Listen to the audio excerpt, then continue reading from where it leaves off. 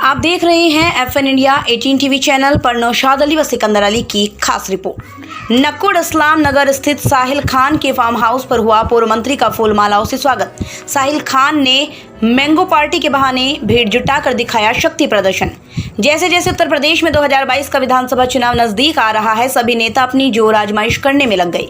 तो वहीं अगर बात नकुड़ विधानसभा की करें तो समाजवादी पार्टी की दिग्गज आर्यन लेडी पूर्व मंत्री शगुफ्ता खान के सुपुत्र साहिल खान नकुड़ विधानसभा क्षेत्र में जनसेवा कर अपनी अलग ही पहचान बना रहे हैं। अब देखने वाली बात यह होगी कि जिस तरह साहिल खान मेहनत कर रहे हैं उसका फल उन्हें मिल पाएगा या नहीं। इसी कड़ी में आज पूर्व मुख्यमंत्री अखिलेश यादव के खास पूर्व मंत्री जावेद आबदीन इस दौरान मीडिया से रूबरू होते हुए केंद्र सरकार व प्रदेश सरकार को लिया आड़े हाथों। आप भी सुनिए क्या कुछ कहा।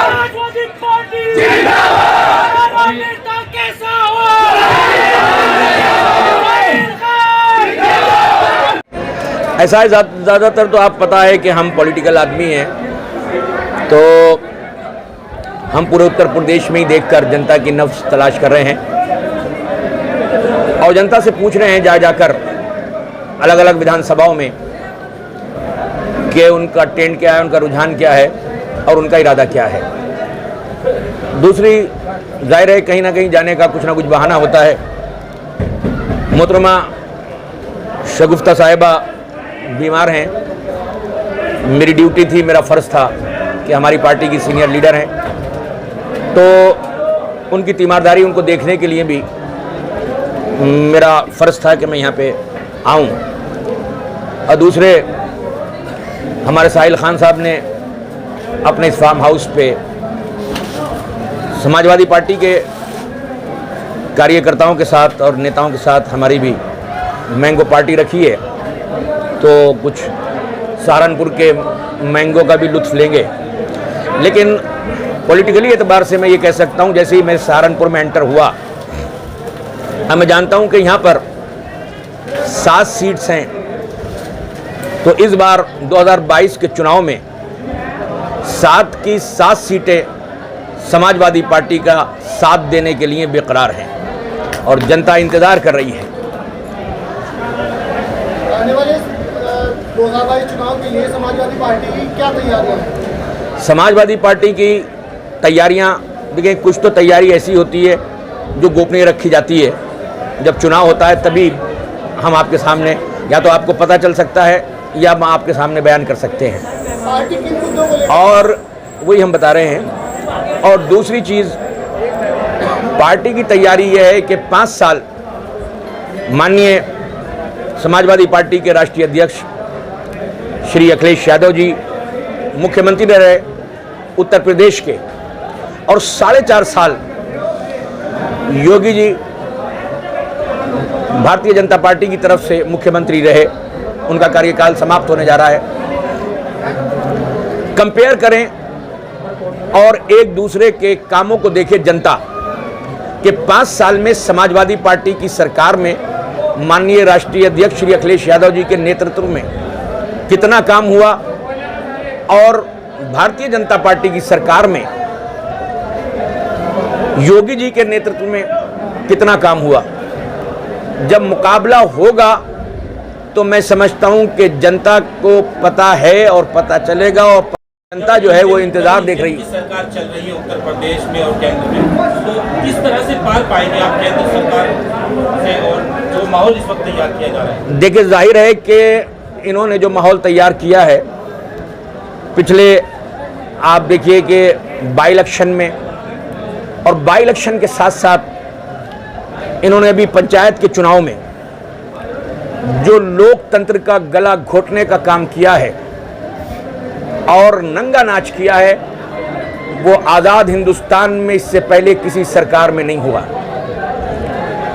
तो मैं समझता हूं कि 2022 में इनकी सरकार वेंटिलेटर पे आ जाएगी और सिसकती हुई सरकार वो काम नहीं कर पाएगी, वो बेईमानी नहीं कर पाएगी कि जो इन्होंने अब किया है। वरना आप देखिए कि हमारी 200 सीटों से ज़्यादा हैं, हमारी सिर्फ ज़िला पंचायत अध्यक्ष सिर्फ 6 रह गए और इनके 67 ज़िला पंचायत अध्यक्ष बन गए। तो खुली धांधली, खुली बेईमानी, इनके पास कुछ नहीं रहा कुछ बताने को नहीं लिया, कुछ सिखाने के नहीं लिया, ये आखिरी हाथ पैर मान रहे हैं। और मैं समझता हूं कि 2022 में जब इनकी ज़मीनी हकीकत पता चलेगी तो हमेशा के लिए भारतीय जनता पार्टी सत्ता की कुर्सियों पर बैठने का सपना देखना बंद कर देगी। आप उत्तर प्रदेश के सीनियर लीडरों में आते हैं, तो जिस तरह से अभी प्रमुखी के चुनाव में जिस तरीके का माहौल तैयार किया गया, तो आप किस नजरिए से आप इसको देख रहे हैं? जाहिर है कि जो बाबा भीमराव अंबेडकर ने संविधान बनाया था, हर हिंदुस्तान में रहने वाले भारतीयों को उसी कानून और उसी संविधान के एतबार से जीना है और उन सरकारों को चलाना संविधान के एतबार से है। तो ये लोग न संविधान का एहतराम करते हैं, न संविधान का पालन करते हैं। इनके मुख्यालय में, आरएसएस के मुख्यालय में झंडा नहीं फहराया गया 50 साल से भी ज़्यादा, और ना संविधान का एहतराम किया गया। तो मैं समझता हूँ कि इनका सारा कदम 4.5 साल की सरकार में संविधान की एक एक पंक्ति को पैरों से कुचलने का काम किया है। आप अपने बयान में बार बार एक बात का जिक्र कर रहे थे, सहारनपुर की 7 विधानसभा में समाजवादी पार्टी की जीत। समाजवादी पार्टी सहारनपुर में बहुत ही कमजोर स्थिति में, तो कैसे आप पार पाएंगे? नकुड़ विधानसभा की अगर बात करें तो यहाँ पर भी बहुत कुछ देखने को मिला पिछले चुनाव में। ऐसा है, जब पिछले चुनाव की हम बात ही नहीं कर रहे, हम चुनाव आगे वाले चुनाव की बात कर रहे हैं। आज मैंने खास करके मैं आप ही इसी बात कर रहा हूँ कि निकुल चुनाव की सड़कों पे उड़ती हुई धूल मैं समझता हूँ कि फूल को उखाड़ने के लिए काफ़ी है। मंत्री जी, नकुड़ विधानसभा की अगर हम बात करें तो नकुड़ विधानसभा में हमेशा से लगभग बाहरी प्रत्याशी पाया जाता है, तो क्या इस बार स्थानीय प्रत्याशी को मौका मिलेगा? क्योंकि जनता में इसको लेकर बहुत विरोध है। ऐसा है कि ये किसी कैंडिडेट को दो चीज़ें हैं।